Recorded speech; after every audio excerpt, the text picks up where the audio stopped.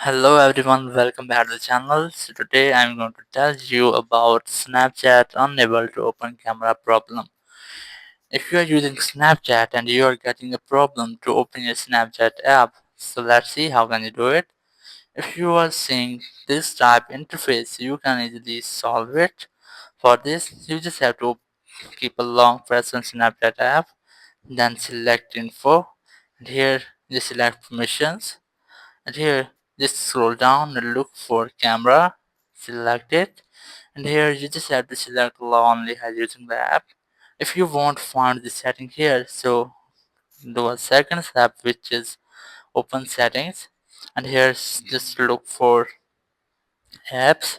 Here's that, tab on it, and apps, see all apps, and here you just have to select Snapchat app.